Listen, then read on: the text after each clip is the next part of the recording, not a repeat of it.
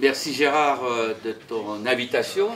C'est vrai que j'ai beaucoup réfléchi et hésité avant de répondre oui, me demandant si je pouvais être intéressant devant vous et si ce ne serait pas un peu décalé compte tenu de ma culture hautement revendiquée d'un social-démocrate. Avant d'aborder directement les questions de Gérard sur les rapports, les relations entre le syndicalisme et particulièrement la CFDT et puis les mouvements sociaux, je voudrais faire deux ou trois remarques rapides. Je m'excuse pour les interprètes, j'ai toujours un peu l'habitude de parler vite et en plus je n'ai pas fourni le texte. D'abord, au regard du débat de ce matin, ou du thème de ce matin, sur les indignés. Je veux dire que les indignés, en tant que tels, ces différentes représentations, expressions, pour moi, en faisant un peu de provocation, n'ont pas le monopole de l'organisation des indignés, puisque je suis moi-même un indigné, ou du moins, dans mon langage à moi, un homme révolté. C'est ce qui est à la base de mon engagement syndical depuis une quarantaine d'années. Et encore aujourd'hui, malgré mon âge, je suis révolté. C'est pourquoi je continue à militer, à m'engager de différentes manières. La deuxième remarque, issue du débat de ce matin que j'ai trouvé très très intéressant, c'est les démonstrations ou l'analyse faite de la place de l'individu, ou de la réalisation de l'individu, ou de l'expression de l'individu dans les mouvements décrits. C'est une question importante pour le syndicalisme, au moins pour l'organisation dans laquelle je suis adhérente depuis une quinzaine d'années. Je ne veux pas trop développer parce qu'on pourrait en parler pendant des heures là-dessus, mais le syndicalisme, quelles que soient ses composantes, s'est construit sur le collectif. Parfois d'ailleurs sur l'unité de la classe ouvrière à laquelle j'ai jamais cru dans sa version marxiste ou catholique, mais en tout cas donc sur la notion de collectif.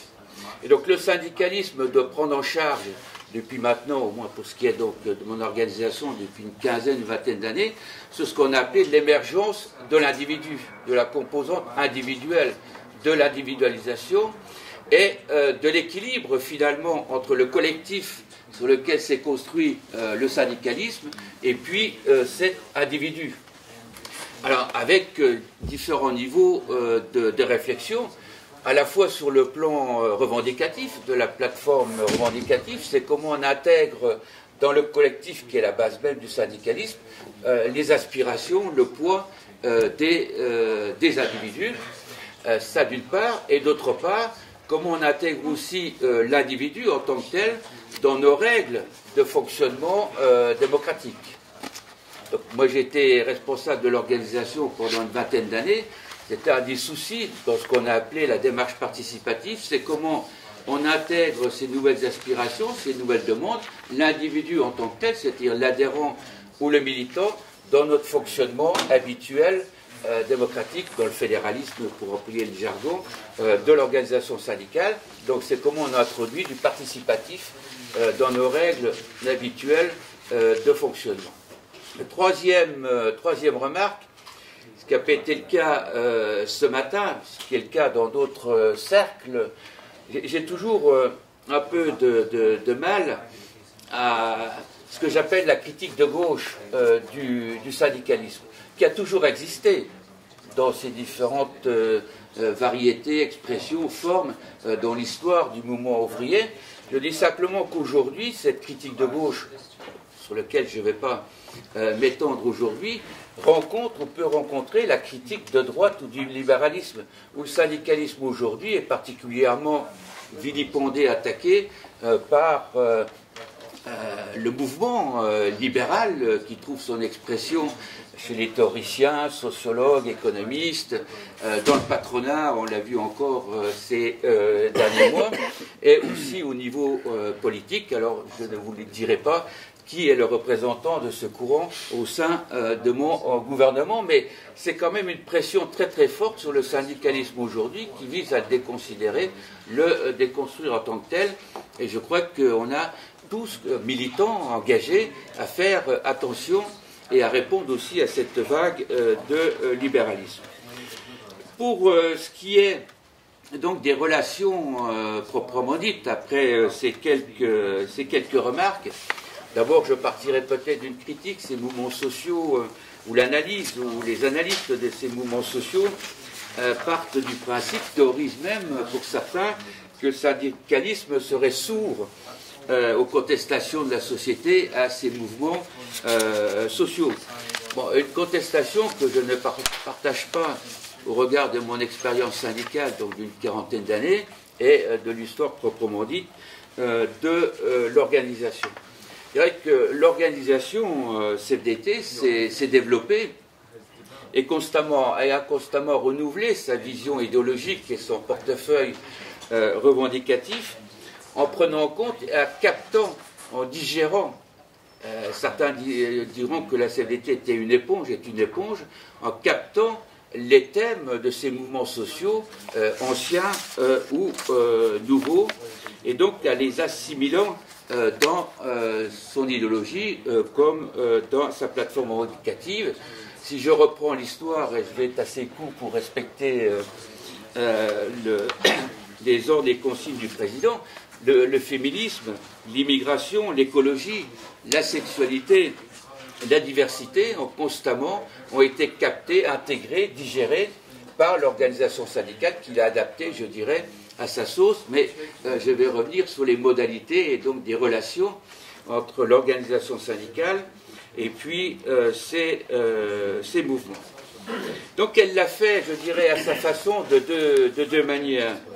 D'abord par le dialogue, la confrontation, des actions communes avec les organisations porteuses de ces thèmes lorsque celles-ci reconnaissent l'organisation syndicale et le fait syndical, ce qui n'est pas toujours le cas entre parenthèses.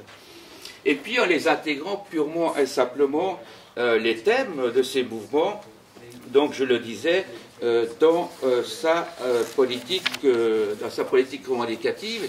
Et je dirais même plus, je vous ai dit tout à l'heure que j'étais responsable de l'organisation. Un de mes rôles, une de mes tâches, dans ces 20 ans d'organisation, c'était de capter, de repérer les leaders, les militants de ces mouvements pour les intégrer dans les responsabilités habituelles de l'organisation. Nous sommes allés jusqu'à là, donc à la fois pour renouveler la plateforme revendicative, mais aussi pour renouveler les cadres syndicaux intermédiaires ou les militants. Alors, cette approche syndicale ne s'est pas faite, évidemment, ça se saurait, sans douleur ni difficulté. D'abord, compte tenu des résistances internes à l'organisation, nous sommes, malgré les critiques que l'on peut recevoir, nous sommes une organisation de masse. Et donc, des camarades sont en désaccord avec telle ou telle approche ou intégration de l'écologie, du féminisme, etc. Bon, je ne veux pas non plus la développer. Et les tensions, les frictions avec les représentants de ces causes. Alors, difficulté due également à une notion différente du temps et de l'urgence entre ces mouvements et une organisation syndicale. Je dirais que, pour prendre une métaphore pour être rapide, c'est que le syndicalisme, à l'image d'un tanker, ne peut pas manœuvrer aussi facilement et aussi rapidement qu'une vedette rapide qui illustre ces mouvements. Difficulté également due à une perception différente des priorités. Donc si le syndicalisme, et au moins celui que je défends, est tentatif et ouvert à l'expression de ces différentes causes, il ne peut être d'abord détourné de sa mission première, qui est la défense des salariés et des travailleurs dans l'entreprise, à partir de quelques principes de base qui ne sont pas toujours difficiles à mettre en œuvre dans une organisation de masse.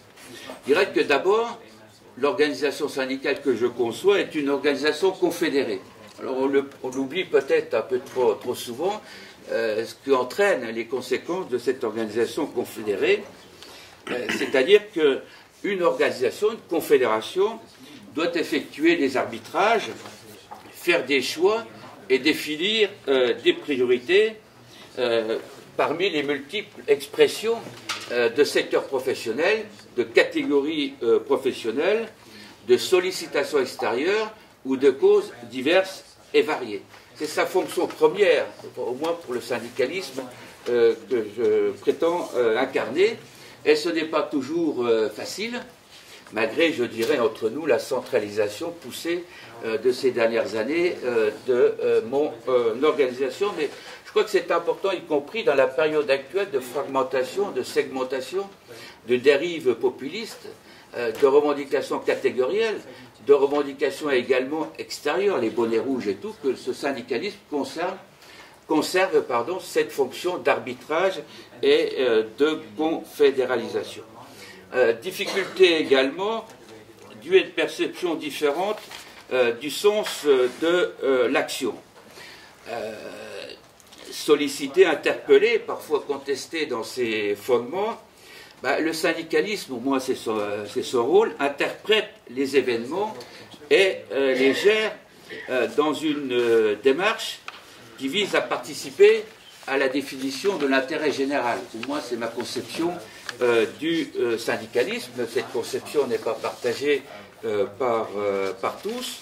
C'est-à-dire que pour moi, les politiques, les élus n'ont pas le monopole de la définition de cet intérêt général, ni les groupes de pression, les groupes activistes, on a parlé d'activistes ce matin, aussi intéressants que soit leur cause, ne peuvent pas imposer unilatéralement leur vision à toute la société. Difficulté due à la différence des modes d'action et de projets de société. Dans une autre époque, si on avait tenu ce colloque il y a 10 ans ou il y a 20 ans, on aurait parlé de conflits de classe ou de conflits de masse, la différence entre les deux, leur population entre les deux. Donc, ce qui veut dire que la confrontation, la friction, les frictions avec les différents représentants des mouvements reposent sur une conception différente des modes d'action, voire du projet de société proprement dit. Et il faut en débattre si on veut être clair et transparent dans l'action commune avec ces différents mouvements. Donc vous le savez, je ne vais pas m'étendre là-dessus, je suis réformiste, je l'ai dit au départ, c'est-à-dire aussi que non seulement l'organisation syndicale doit comprendre, ingérer, digérer les causes et ces différents mouvements, mais aussi savoir résister à l'impatience, savoir résister à l'indignation, savoir résister au défaitisme ou à la désespérance, en tout cas ne pas entretenir la désespérance pour, et c'est sa fonction, partir de ce qui existe, des réalités, pour les traduire en revendications, pour les traduire en propositions, pour faire avancer les choses.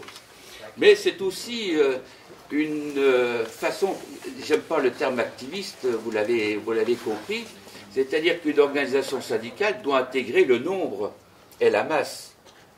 C'est-à-dire, on ne peut pas changer la société par une avant-garde quelle qu'elle soit, politique ou syndicale, donc c'est comment on intègre la masse, comment on intègre le plus grand nombre possible dans les causes, et comment aussi, je reviens sur ce que je disais tout à l'heure, comment le processus d'appropriation par nos militants proprement dit. Je reviens tout à l'heure sur les résistances internes, c'est-à-dire que si on veut agir collectivement dans le même sens et être plus fort, il faut non seulement convaincre autour de nous, on n'a jamais raison seul, mais aussi convaincre nos propres adhérents et militants au sein de l'organisation. Et donc là, c'est une difficulté parfois, ou en tout cas un processus qui prend du temps. Pour finir, je dirais que le syndicalisme, quel qu'il soit, aussi beau, aussi juste soit-il, ne peut pas vivre dans sa bulle, malgré ce que j'ai rappelé tout à l'heure sur sa mission principale. Donc moi je dis aujourd'hui que ces différents mouvements sociaux, hier comme aujourd'hui, interpellent le syndicalisme dans sa vision de société, dans sa plateforme, dans son portefeuille revendicatif, y compris dans ses pratiques. Quand j'entendais le débat de ce matin, j'avais en tête la nécessité pour le syndicalisme, quel qu'il soit d'ailleurs, ce n'est pas propre à telle ou telle organisation, de recréer ou de refonder le lien particulier, le lien étroit avec les travailleurs. Ce n'est pas toujours facile, il y a une certaine bureaucratisation dans certains grands groupes, etc.